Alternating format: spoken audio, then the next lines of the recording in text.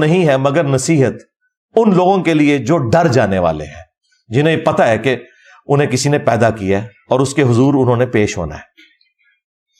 اب دیکھیں یہ آیات پڑھیں تو کوئی گستاخی والا معاملہ نہیں ہے، اس میں نبی کی شان بیان ہوئی ہے کہ نبی علیہ السلام کو اللہ تعالیٰ نے یہ شان عطا فرمائی ہے۔ آپ صلی اللہ علیہ وآلہ وسلم کے ایمان کا یہ لیول ہے کہ وہ اپنی مرضی سے کوئی بات بھی اللہ کی طرف منسوب نہیں کریں گے۔ بعض جو قادیانی دجال کے ماننے والے لوگ ہیں وہ کہتے ہیں کہ دیکھیں اس میں تو اللہ تعالیٰ نے فرمایا ہے کہ اگر نبی اپنی طرف سے کوئی بات ہماری طرف منسوب کرتے تو ہم ان کا دایاں ہاتھ پکڑ کے ان کی شارک کاٹ دیتے، تو غلام احمد قادیانی دجال کی تو شارک کوئی نہیں کٹی۔ تو بھائی رکو ذرا، صبر کرو، یہ سچے نبی کے بارے میں ہے، جھوٹے تو بھونکتے رہے، وہ تو ہمارے نبی نے پہلے ہی بتا دیا تھا، بخاری مسلم دونوں میں حدیث موجود ہے کہ 30 جھوٹے دجال پیدا ہوں گے قیامت تک، اور ابو داؤد ترمذی میں آیا کہ وہ جھوٹے دجال نبی ہونے کا دعویٰ کریں گے، انا خاتم النبیین لا نبی بعدی، یاد رکھنا میں خاتم النبیین ہوں، میرے بعد کوئی نبی نہیں۔ اس کی تفصیل کے لیے میری وہ ویڈیو دیکھ لیں آپ، قادیانیوں کو مسلمان بنانے والی ویڈیو، اس میں میں نے علمی طریقے سے ان کے ایک ایک وسوسے کا جواب دیا ہے الحمدللہ۔ تو یہ سچے پیغمبر کے بارے میں بات ہے کہ اللہ تعالیٰ اس کی خاص حفاظت فرماتا ہے، وہ اپنی مرضی سے کوئی ایسا معاملہ نہیں کر سکتا۔ وہی بات جو آئی سورۃ النجم میں، وما ينطق عن الهوى ان هو الا وحی یوحى، یہ اپنی خواہش نفس سے کچھ نہیں کہتے، یہ وہ کہتے ہیں جو اللہ تعالیٰ انہیں وحی فرماتا ہے۔ چھٹی آیت سورۃ الاحقاف، سورت نمبر 46 آیت نمبر 9۔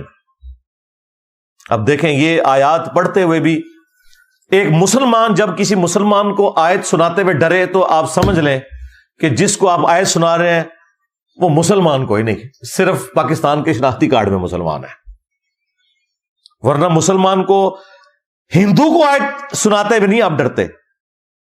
ایک سکھ کو آپ بخاری مسلم سے نماز کا طریقہ رفع الیدین والا رکوع میں جاتے وقت اور رکوع سے اٹھتے وقت بتاتے ہوئے نہیں ڈرتے، لیکن آپ ایک مسلمان کو پگڑی داڑھی والے کو بتاتے ہوئے ڈرتے ہیں، اگو پہ ہی نہ جائے منو، تو یار یہ مسلمان ہے، صرف نام کے مسلمان۔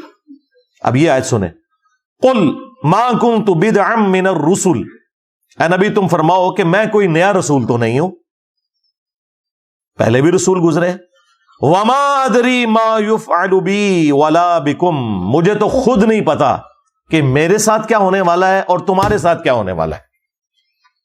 اب یہ آیات پڑھ کے نا الٹا وہ مذاق اللہ کا اڑاتے ہیں، کہتے ہیں جی دیکھیں جی یہ قرآن سے آیتیں پڑھتے ہیں کہ نبی نے کہا کہ مجھے تو خود نہیں پتا میرے ساتھ کیا ہوگا تمہارے ساتھ کیا ہوگا، تو اگر نبی کو نہیں پتا تو اس کا مطلب ہے نبی کو اپنی آخرت کا نہیں پتا، اور لعنت ہے تمہارے عقیدے کے اوپر، آخرت کا ذکر نہیں ہے اس میں۔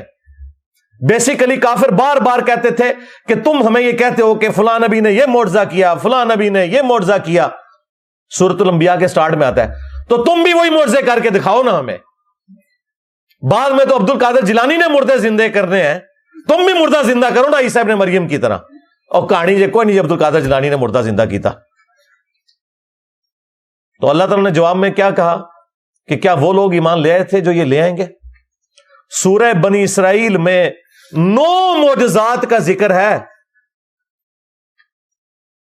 ان میں سے ایک معجزہ یہ بھی ہے اس کا سونے کا کوئی گھر ہو، یعنی اوپر دیکھے تو سونا، نیچے دیکھے تو سونا، ہاں اس کا باغ ہو جس میں یہ نہریں رواں کر کے بتا دے، یا آسمان پہ چڑھ کے بتائے اور ہمارے سامنے کتاب لے کے نازل ہو، تب اسے نبی مانیں گے۔ اللہ تعالیٰ نے اس کے جواب میں فرمایا کہ اے نبی تم کہہ دو کہ معجزات تو اللہ کے پاس ہے، میں تو انسان ہوں اور اس کا پیغمبر ہوں، ڈر سنانے کے لیے تمہارے پاس آیا ہوں۔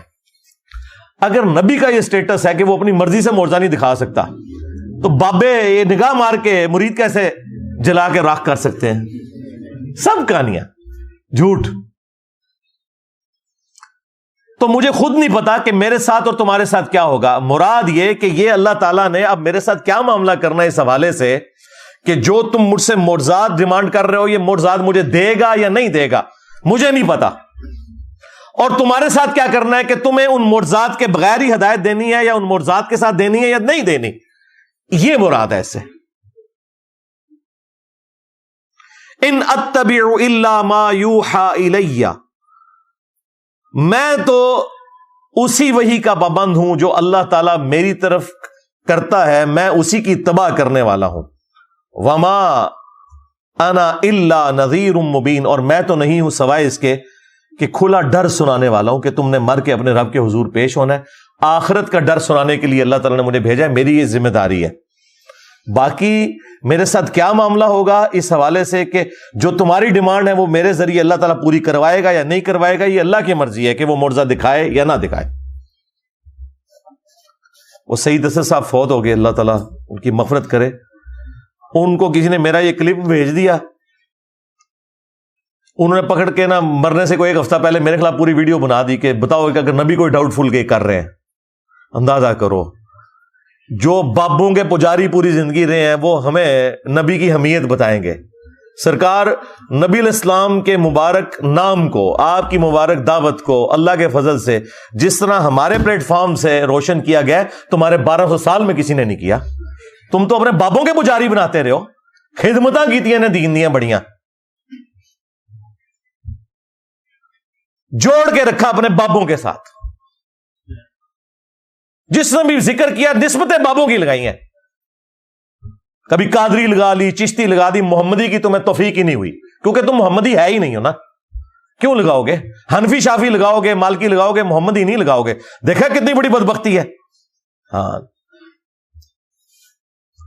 اہل حدیث نے تھوڑی جرت کی، وہ بھی ان کے ایک دشمنی میں آ کے انہوں نے اپنے ساتھ محمدی لکھنا شروع کیا. ویسے محمدی ہم اس کے حق میں بھی نہیں ہے، ہم مسلم ہیں. ہاں، نبی علیہ السلام نے ہمارا نام مسلم رکھا ہے، اللہ تعالیٰ نے مسلم رکھا ہے، ابراہیم علیہ السلام نے مسلم رکھا ہے.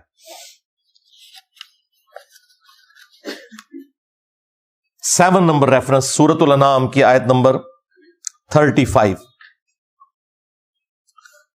یہ مفتی منیب صاحب نے جب میرے خلاف دنیا اخبار میں مضمون لکھا تو ان کے جواب میں جو میں نے ویڈیو ریکارڈ کرائی تھی نا، اس میں یہ آیت بھی میں نے ڈسکس کی تھی معجزات اور کرامات کے حوالے سے.